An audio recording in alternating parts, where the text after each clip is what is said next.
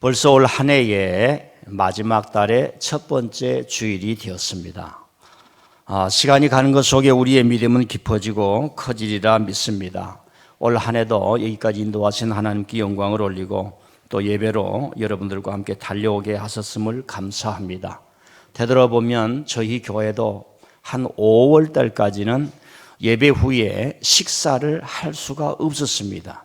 코로나가 극심해서 정부의 방역 정책상 서로 가까이 만나서 식사를 할 수 없었기 때문에 우리가 한 6월쯤부터 교제를 해왔었는데, 그런 한 해의 마지막이 되는데 성탄절 이 절기에도 하나님께서 여러분을 따스하게 또 말씀이 깨달아지며 또 자기의 삶을 뒤돌아보며 내년을 준비하는 그런 은혜가 있기를 바랍니다. 바울 사도를 모르는 성도는 없습니다. 근데 세세히 보면 바울 사도는 일생 동안 걸어 다녔던 사람입니다. 그의 선교의 사역 모든 노정은 걸음이었습니다. 수많은 사람을 만났고 그리고 그들에게 말씀을 가르쳤고, 단순히 말씀을 가르친 것이 아니라 예수 그리스도의 복음을 전해서 믿으라고, 그리고 자기 동족에게는 유대교를 떠나라, 유대교의 시효는 끝났다, 이 말씀을 전하며 교회를 세운 것 우리는 잘 알고 있습니다. 갈라디아 지방에도 교회를 세웠습니다. 갈라디아 지역은 지금의 터키 중부에 있습니다. 수도 앙카라 지역이 있는데 갈라디아라고 써진 저곳에 갈라디아 교회를 세웠던 것입니다. 이곳은 2000년 전에 로마의 중요한 행정구역이었습니다. 갈라디아라고 써있는 그 앞에 바다를 통해서 위쪽으로는 유럽이 되고 아래쪽으로는 아시아가 되었던 지형입니다. 현재도 그렇습니다. 갈라디아 교인들은 바울이 가르쳐준 그 복음을 잘 믿었습니다. 열심으로 믿었습니다.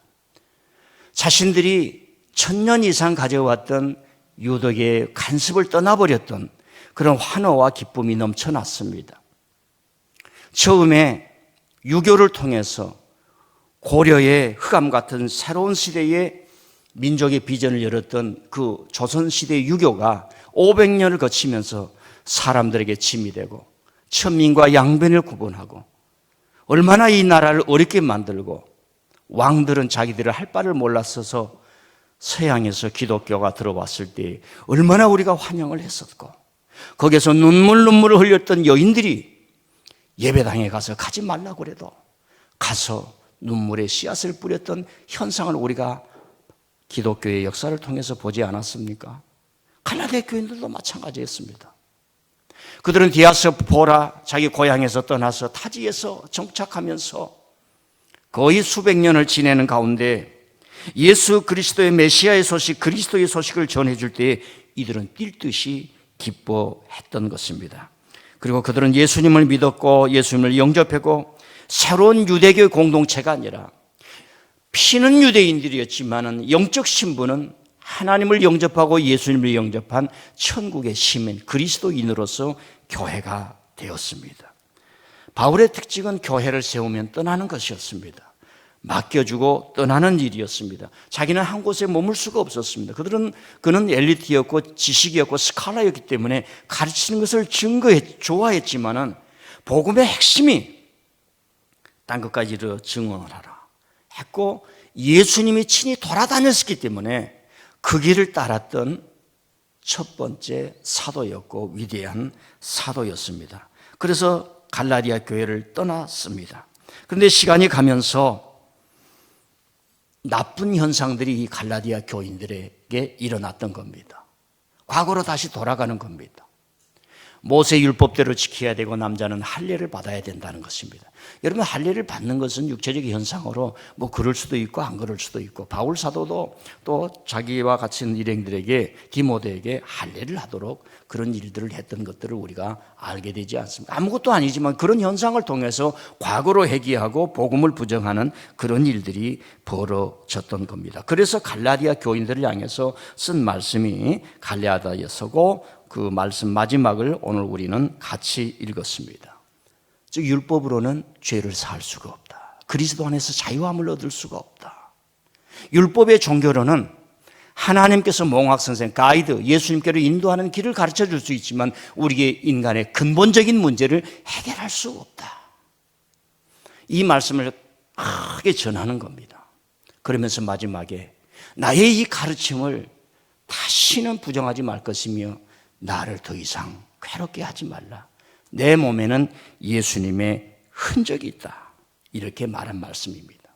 이 갈라디아서의 교회가 갈라디아서가 가지고 있는 내용이 얼마나 중요한 내용이었냐면 훗날 역사가 흐르면서 교회가 좀 어려워지고 잘못되고 사람이 살아가는 것은 끊임없이 샘물을 받아들이지 않으면 잘못될 수밖에 없습니다.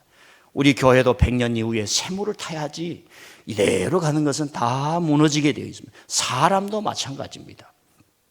기독교가 흐르면서 교회가 부패하고 가장 부패한 집단 중세 때가 되었을 때 이 갈라디아서는 새로운 신앙을 찾는 자들에게, 원본의 신앙을 찾는 자들에게, 예수님의 핵심을 찾는 자들에게 큰 무기가 되었고 근거가 되었고 토대가 되었고, 그래서 믿음으로 우리는 하나님을 믿는다, 핏줄로 믿는 게 아니다 라고 하는 횃불을 들었으니 그걸 이름하여 우리는 종교개혁이라고 하는 겁니다.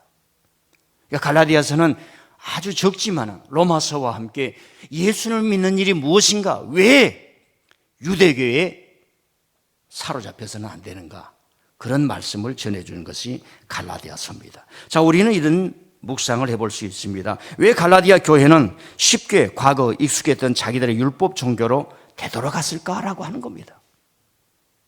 우리들도 그렇습니다. 몸과 마음은 형식적으로 하나님 앞에서 기독교에 와서 교회에 와서 예배를 드리고 있는데 과거의 자기의 습관과 가치와 욕망이 뒤범벅이 된 채 앉아있는 우리들의 모습을 너무 많이 볼 때가 있지 않습니까? 처음에 주님을 영접했을 때 회개의 역사가 일어날 수가 있습니다. 그런데 시간이 가면서 갈라디아 교인처럼 내 생각으로 교회를 다니고 내 욕망대로 신앙생활을 하고 내 뜻에 하나님 맞춰주시옵소서, 자기도 모르는 채 인간의 종교로 변한 것을 우리가 보게 되는데 갈라디아 교인들이 그랬습니다. 왜 그랬을까? 첫 번째로는 말씀을 따르기보다는 자기 중심을 따르기 때문에 그렇습니다. 정과 욕심을 십자가에 못 박지 못하기 때문에 그렇습니다. 예수님께서 씨 뿌리는 비유를 통해서 말씀할 때 길가에 뿌린 씨앗은 말씀을 기쁨으로 받습니다. 감격으로 받습니다. 그래, 나 오늘부터 예수님 믿을 거야. 너무 좋아. 가보니까 교회가 너무 좋고 예배가 너무 좋고 말씀이 너무 좋고. 20대 젊은이들은 저 호주에서 나오는 그런 찬양 집회나 미국의 가장 찬양으로 어마어마한 지금 미국의 음악 기기들을 다 소비해 주는 데가 교회입니다. 교회가 요즘은 서면은 음향, 조명 이 모든 것을 최고의 제품으로 해야만 성도들이 듣는 거예요. 그러니까 미국에서 나오는 그 어마어마한 음향, 그 사운드 시스템을 소비해 주는 것이 교회인데 그곳에 가서 가면은 환상적이죠. 조명도 나오지요. 주님 내가 믿겠습니다 하는 일이 벌어지지 않을 수가 없습니다. 그런데 그것이 가면서 변질이 되면서 신앙심은 빠지고 자기 중심이 채워져 있습니다. 그래서 예수님이 말씀합니다.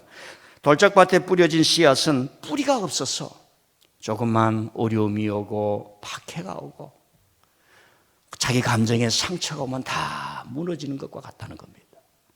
바로 갈라디아 교인들이 그런 상태였고, 더 중요한 게 있어요. 왜 갈라디아 교인들이 이렇게 나갈까? 지독한 율법주의자들의 회유 때문에 그렇습니다. 어디든지 가면은 거기에 기득권자들이 있고 거기에 힘을 행사하는 사람들이 있습니다. 많은 사람들이 바울의 복음을 듣고 성도들이 따르려고 하는데 그 교회를 잡는 그 종교 극단주의자들, 맹신주의자들, 이단들을 보십시오. 얼마나 지독할 정도로 끈질기게 예수님의 말씀에서 떠나 율법을 강권하는 자들이 많습니까? 그러니까 이 갈라디아 교인들이 모세의 율법대로, 말은 모세의 율법이지만은 모세의 말씀이 아닙니다. 자기들의 권력을 그 회당 안에서 유지하고 그 지역에서 유지하고 싶은 그 종교 권력가들이 만드는 겁니다. 그런 사람들의 회유에 빠져 들어가는 겁니다. 그런 일들이 벌어졌는데 바울 사도가 말합니다. 이런 사람들을 가르쳐서는 가르쳐도 듣는 게 아니에요. 자기 진실성을 얘기를 하는 거죠. 내 몸에 예수님의 흔적을 지었으니 다시 나를 괴롭게 하지 말라라고 하는 겁니다. 이 흔적이라고 하는 게 스티그마라고 하는 겁니다. 이 스티그마는 로마가 행했는데 로마의 주인이나 로마의 황제 권력이나 국가 권력이 자기들에게 반하는 사람 그냥 불로 지져서 흔적을 만드는 거예요. 불화인 증거를 만들게 되는 겁니다. 스티그마란 말은 원래는 단어 뜻이 찌른 표시, 표지, 자국, 흔적, 상처 이런 걸 말합니다. 특별히 우리가 알기로는 도망간 노예들에게 불로 지져서 너는 어디를 가든지 그 흉터가 있기 때문에 사람이 저 사람은 도망 나왔다면서 때리고 돌 던지고 죽여도 아무 상관이 없습니다. 그걸 스티그마라고 하는 겁니다. 단순한 예수님의 따라서 가졌던 그 흔적, 나는 예수님의 스티그마를 가졌다. 이 사도의 고백. 주님을 사랑했고 교회를 사랑했고 영혼을 사랑해서 찾아가지 않을 수 없는 그 일생을 갖춰서 일생을 바쳐서 그리고 마지막에 네로의 칼을 받고 목이 잘라졌던 그 사도. 제가 항상 얘기했죠. 바울 사도가 죽고 나서 2년 이후에 네로가 로마에 불을 지르고 도망가가지고 노예에 의해서 사로잡혀서 비참하게 죽는 일이 있었습니다. 여러분, 하나님이 사랑한 사도를 죽이고서야 그가 온전할 수가 있겠습니까? 사람은 그때 당시에 네로에게 아무 일도 안 일어나네. 근데 역사는 말합니다. 2년 후에 비참하게 로마는 그런 현실로 당하고 만 것을 봅니다. 자, 제가 스티그마의 의미를 좀 말씀드리겠습니다. 스티그마란 말은 의미란 말은 종이나 노예라는 의미인데 여기에서도 나쁜 종, 도망간 종, 사회에서 사람으로 취급받을 수 없고 짐승이라고 대접해도 괜찮다라고 하는 의미가 스티그마입니다. 사람에게 그걸 불로 화인을 지졌던 거지요. 고대 시대에 죄수나 포로나 전쟁 시대의 탈영병들 이런 사람들에게 스티그마를 찍은 겁니다. 여러분, 우리는 영화를 통해서 로마의 황제 칼리큘라를 압니다. 그 사람은 선량한 시민, 여러분들처럼 그냥 신동철 목사님이 뭐 연설하는 곳에 갔다 와서 잡아가지고 선량한 시민에게 스티그마를 찍어서 로마의 시민권을 뺏고 짐승으로 취급해서 칼리큘라는 훗날 포악한 사람으로, 뒤에다 이제 황제였기 때문에 황제를 붙이지만 포악한 사람으로, 역사가 가장 포악한 사람으로 이제 그렇게 선언을 했던 것을 우리가 알게 됩니다. 이제 우리가 여기서 과거를 읽을 때, 과거의 텍스트를 읽을 때 한번 생각을 해봐요. 스티그마는 그런다더라 이렇게 읽으면 안 돼요. 자, 스티그마를 찍은 사람이 나쁜 사람입니까? 받은 사람이 나쁩니까?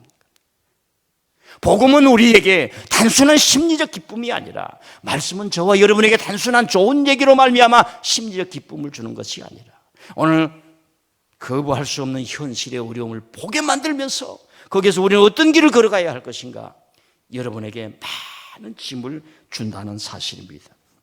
바울 사도는 내가 스티그마를 지녔다라고 하는 말씀을 빌립보서 2장 7절부터 8절까지를 한번 보면서 묵상해 보겠습니다. 시작. 오히려 자기를 비워 종의 형체를 가지사 사람들과 같이 되셨고 사람으로 모양으로 나타나서 자기를 낮추시고 죽기까지 복종하셨으니 곧 십자가에 죽으심이라. 빌립보서 2장에 나온 예수님의 말씀, 예수님은 종이 되셨다는 거예요. 그래, 사람들이 예수님을 종으로 여기고 십자가에 매달아서 망치질을 하면서 버려버렸습니다. 바울 사도는 나는 그분을 따른다. 그분은 메시아다. 그래, 나도 예수님처럼 너희들로 하여금 위해서 스티그마를 받으마. 이런 말씀입니다. 내 속에 있는 스티그마, 어떤 예수님을 따른 나의 고난의 흔적, 간증을 하면서 하나님이 나를 이렇게 사랑하셨습니다. 그 차원을 뛰어넘어서 그래, 나도 예수님처럼 버림받을 거야. 괜찮아. 그래서 나는 세상을 이겨. 진리가 나를 이기면 하나님이 우리를 부활의 영광으로, 하나님이 우리를 하나님의 자녀의 영광으로, 진리가 무엇인지를 어둠 속에 비추게 하는 나는 그런 스티그마를 받으면서 갈 거야. 예수쟁이라고 손가락질해도 좋아. 우리 부모님 시대는 다 그랬죠. 저 어렸을 때만 해도 성경이 별로 없었는데 동네 집사님들이 성경을 가지고 이렇게 가서 다 아는데 동네 사람들이 보면 그런 시대가 있었습니다. 자, 두 번째로 스티그마의 의미는 소유의 의미가 있습니다. 고대 시대부터 가축을 구분할 때 짐승에게 불로 지져서 이것은 내 소유라고 하는 그런 표시를 했습니다. 바울이 내 몸에 예수님의 흔적을 가졌다. 예수님이 나를 소유하신다는 거예요. 나는 누구에게 속해? 인간이 뭐냐? 인간이 짐승이냐? 단독자냐? 인간은 만물의 영장이 아니다. 인간은 죽을 수밖에 없는 피조물인데 왜 그러냐? 하나님과의 관계이기 때문에 그렇다. 그래서 신앙은 하나님, 저는 주님의 소유입니다. 주님 나를 붙잡아 주심을 감사합니다. 주님이여 내 손을 붙잡고 가시옵소서. 주님이여 이 손을 꼭 잡고 가소서. 그 손을 붙잡은 손은 뭐예요? 피 묻은 손, 십자가의 손이. 젊었을 때는 아가들이 엄마를 몰라요. 엄마가 70살이 되고 60살이 됐을 때 어머니가 와서 손잡아주면 우리 어머니 주름살이 많고 나는 매니큐어 발랐는데 우리 어머니 손톱은 다 망가떨어졌어. 그 손을 붙잡고 어머니 앞에 눈물 안 흘릴 자녀들이 있겠습니까?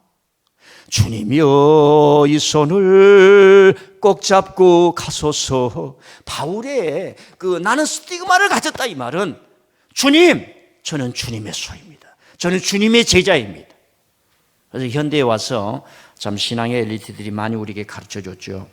기독교의 신앙은 그냥 성도가 아니라 예수님의 제자다. 한번 따라합시다. 예수님의 제자다. 요즘은 이제 우리들이 다 어디에 속하려고 하지를 않아요. 그래서 자기가 되려고 하고 관도라 그러고 아버지 어머니도 학교 다닐 때 돈 줄 때 말 듣지 좀 크면 이제 방도 따로 쓰고 주소만 같아 주소만. 그래서 이방인이야. 족속이 달라. 그런 시대가 되었습니다. 답이 없은 거예요.